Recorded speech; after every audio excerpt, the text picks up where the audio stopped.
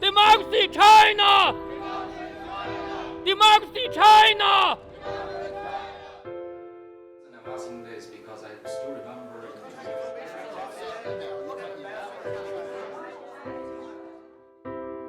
2019年的春天，我们在纽约、华盛顿、台北、台中捕捉到当年89学运几位领袖的身影。流亡在海外的这些朋友们，应该也都充分的在最自由的社会里边经历了那个洗礼。我基本上都是画大山、画大石头，它也许会被磨平，但是那个架构还在。像我30年已经被磨得差不多了啊，但还看得出来，那个是我。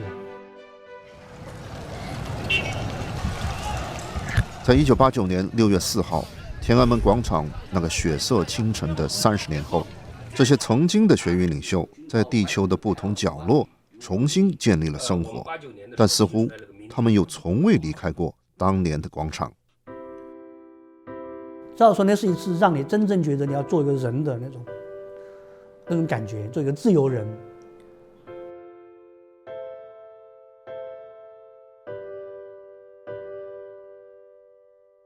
理性的伟大特色，为了避免以非理性的方式来对抗极端非理性的政府，主动创造在民主与法治基础上解决问题的经验。在1989年学运期间，王丹、伍尔开西是最主要的领袖人物之一。很多年中，一谈到6·4，这两个名字会首先震颤在人们的舌尖上。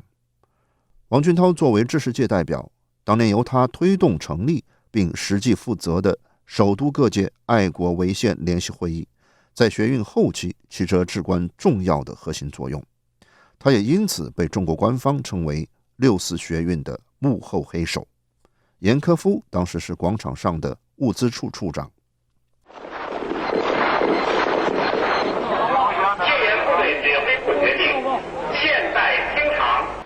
89年6月3号深夜，中国政府出动军队对天安门广场上的示威集会进行了武力清场，随后展开了对学运负责人的追击。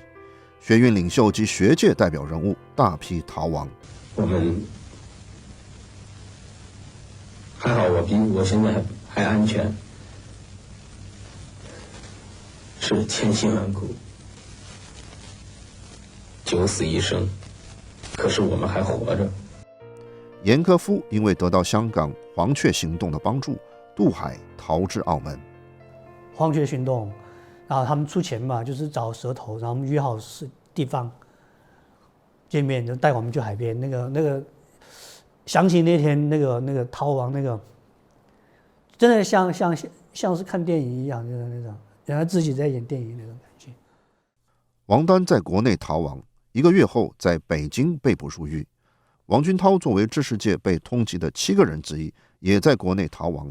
当年10月，在长沙被警方抓捕。这些原本在广场上汇聚的青年人，从此各自天涯。但他们在广场上获得的使命感，却如地下的火焰，一直在燃烧。我还是要原来那样。王丹于1993年被释放出狱，但1995年，王丹因为坚持从事政治反对派的活动，再次入狱。直到1998年，在中国政府的胁迫下，王丹流亡美国，就读哈佛大学的历史系。谈到专业的选择时，王丹说：“未来一个现代化的中国需要有专业背景的领导人啊。另外一个，我觉得，如果我们要带动更多的这个年轻人啊加入到推进中国民主化事业来，其实教师是个很好的这个工作岗位。”这个岗位可以让我们接触到更多的年轻人。在哈佛取得历史系博士学位后，王丹从2009年开始，长期在台湾的国立清华大学、中正大学等地担任客座教授，向台湾的青年人讲授中华人民共和国史等课程。2011年，王丹在台北主持建立了华人民主书院，与同仁通过网络向华人推广民主。王军涛在1989年被捕后，背负着颠覆政府罪、反革命宣传煽动罪等罪名，在狱中长期服刑。直到1994年，在美中两国的协商之下，王军涛以保外就医的名义，从监狱被送上了前往美国的飞机。此后，王俊涛先后在哈佛大学取得硕士学位，在哥伦比亚大学取得政治学博士学位。我们要打造专业领军团队，那时候你看我们全去读书去了。但在王俊涛等人海外求学的这段时期，中国社会也在发生着惊人的变化。中国于2001年进入了世界贸易组织，经济飞速发展，中产阶层的数量迅速扩大。与此同时，中国政府在政治上却日趋保守，加紧了社会控制。我们党提出来了，为什么他不履行自己的承诺呢？对公民维权和言论自由的打压达到了80年代以来的高峰。另一方面，社会矛盾不断积累，底层维权运动此起彼伏。2003年因此被称为维权运动的元年。种种的形势触发了王俊涛思想的转变。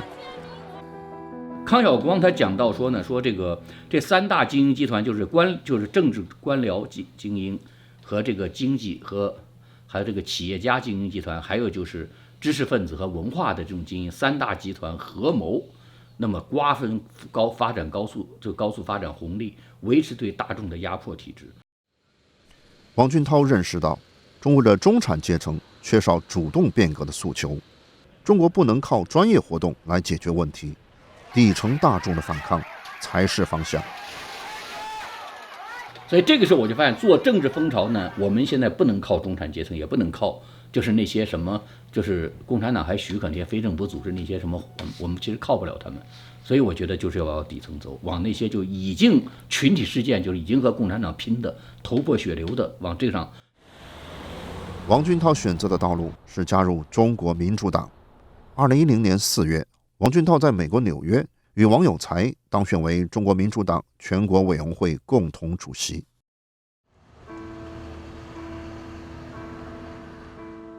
身居海外多年，无论是思乡还是担忧中国民主化，这些中国民主运动的领袖依然很想回到中国。从2009年开始，已经在台湾结婚生子的乌尔开西，曾在香港、澳门等地4度尝试闯关回到中国，但都遭到了中国政府的拒绝。我很希望能够跟我父母见面，那这样算起来有30年没有见到父母亲了，所以这是一个流亡是一个精神酷刑啊。那我也希望说能够跟父母见面，哪怕是以探监的形式。因为同样的原因，2008年，王丹甚至无法从纽约中国总领事馆拿回自己的护照。2013年，王俊涛没能回到中国为父亲奔丧。只有已经淡出民运的严克夫尚能回到中国，但无论距离故国远近，他们都对当前中国的境况感到担忧。可是30年哈，中共有意的把人们引导向一个所谓的一种金钱崇拜吧，一种物质的吗啡，你就忘掉了人的真正的追求是什么。好，这就是这个现在是最糟糕的一件事情。共产党跟中国老百姓所达成的那个交易，我讲的那个交易就是，经济上允许赚钱来换取政治上的合作，也就是必须要容忍共产党的腐败，甚至以及残酷，以及这个对人权的侵犯等等这些。更让世人担忧的是中国的政治危机。习近平主政以来，中国政治的集权和独裁特征日趋明显，尤其是2018年，13届全国人大取消了国家主席任期制，挑战了文革之后中国业已形成的法统。然而，在民主运动内部，对中国政治与社会危机的分析却存在很大的争议。而现在我发现这个机会越来越逼近，所以今天他们在讲说，刚才他们在上头说，好像现在离得更远时候，我说明显嘛，习近平把这么多的力量逼到了反对运动，现在是我们这些老民运的人没有办法跟他们建立一个合作，没有办法让他们来接受你的东西。与此同时，海外仅存的民主运动本身也处于低潮。在万马齐喑的环境下，2018年，王丹在美国首都华盛顿创立了智库对话中国，号称中国反对派第一个智库。在成立仪式上，王丹强调，智库的工作重点是围绕中国转型的现实问题提供具体的政策研究。我觉得现在已经形成了国家跟社会之间的相互的敌视和相互的不信任。那这样的基础上是谈不上配合的可能性的。那如果没有配合的话，这转型我认为不太可能和平的进行。所以，我觉得未来在一个动荡中转型的可能性会比较大。今年2月，恰逢王丹年满50周岁，在纽约的一场生日宴上，王丹身边围绕着过去30年与他共同为中国民主化而打拼的朋友们。他说：“我觉得一个知识分子，一个读书人能做的事儿不多，他能跟其他各个别的社会阶层做有区别的，就是他能做一件事，就是知其不可为而为之。”2014、2015年，吴尔开西先后2次参加台湾台中市的立法委员选举，但并未当选。践行民主其实是一个学习民主的，了解民主的一个最重要的一个方法。我从1996年移居台湾，到现在已经超过我在中国居住的时间，然后对台湾有非常深厚的情感。王俊涛多年来一直奔驰在另一条道路上，他依托中国民主党的平台，开始了回到街头的征途。最主要是你要通过做事件把人民做进来。2011年，中国发生了以呼吁宪政民主为主题的街头运动——茉莉花革命。